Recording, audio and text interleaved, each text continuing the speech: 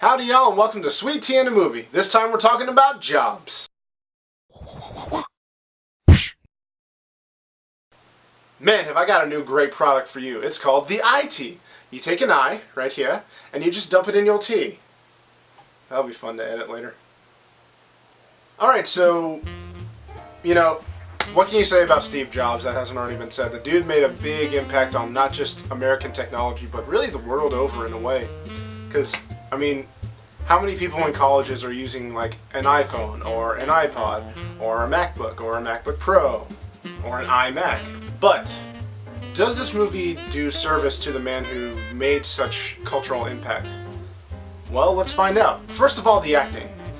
The acting in this movie is pretty good. It all fits the roles pretty well. Not really any bad acting, but some is just sort of moderate and some is actually pretty good. Ashton Kutcher gives a great performance in this role, but he might be overacting a little bit.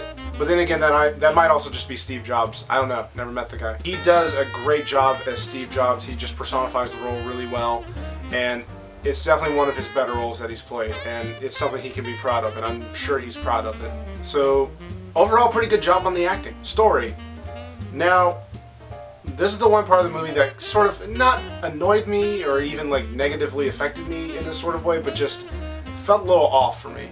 As far as I know, they got the story of Steve Jobs, down pat. I'll admit, I don't know everything about Steve Jobs. I don't know his whole life story or anything, so that's what movies like this are for, biopics and stuff. I like to compare these things as a piece of string. The different categories that I judge a movie by, like the acting is a nice tight rope. Music, which I'll get to, is a very nice tight rope. But the story, it feels like that rope sort of dangles a little bit. Not awfully like wiggle waggle, but it's like it wasn't pulled as tight as it could have been, and therefore some parts could have been cut down a little bit, and some parts probably even could have been cut out a little bit. But nonetheless, it's still a pretty good story, and it's enjoyable to watch. Just, I feel like the story could have been a little bit tighter, so not bad on the story, but it could have been just like a little bit more shaped up and polished. Music. Music in this movie is good. The original score that plays throughout is really good, and it's just awesome to listen to. It fits the scene so well, and it adds to the movie. And I love when a movie score is both memorable and adds to the movie, not just background noise. It's really good, it's really good to listen to, and it just does a great job of what it's supposed to do, adding to the movie. So great job on the music. And finally, settings and cinematography. Now, this is probably one of the better looking movies of the year because of just how good everything looks. The settings are gorgeous. From the fields to the absolutely lovely buildings, especially like the Apple buildings and stuff later on, where they have like plants growing around inside and everything, and just they capture everything really well, and it just looks really good. And the camera team does a really good job too, because there's not much unnecessary shaky cam. I can remember one point where it was just like, why couldn't you hold the camera still for that point? But they do a good job on the camera, and they were using some pretty good cameras. I could have sworn it was shot on a red camera, but I didn't see the logo in the credits, so I don't know. The movie looks really good, and the camera motions are great, and it's just a joy to look at because it looks so good. It's, it's one of those slightly more artsy movies because Steve Jobs was an artsy kind of guy in a way. So it's just a really good looking movie, great settings and great cinematography.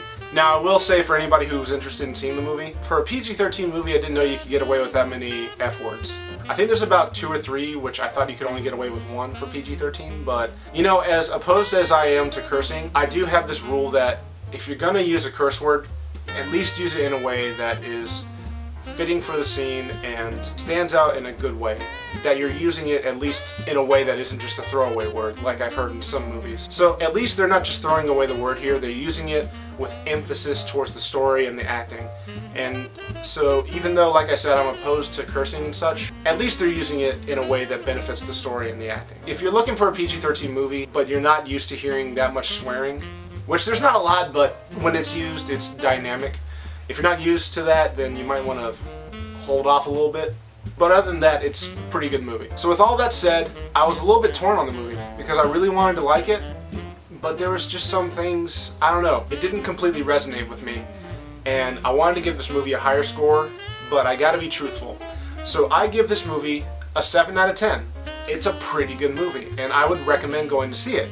because it's a pretty good biopic. It looks really good, it sounds really good. Ashton Kutcher does an absolutely great job as Steve Jobs, and it's a definite good role for him. And I'm pretty sure it affected him in positive ways, because if you go see his acceptance speech for his Teen Choice Award, it's inspiring.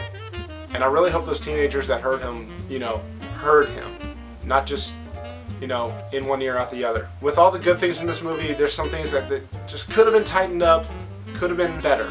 So that's why I give this movie a 7 out of 10. It's pretty good, and if it's in theaters, I would suggest maybe trying to see it for a discount, because it's pretty nice on the big screen. Especially, I wish I could have seen it this way, but especially if there's a theater around you that plays film instead of just digital projection, try to see it that way because it'll probably look really good. So that's it. That's all I got. Peace.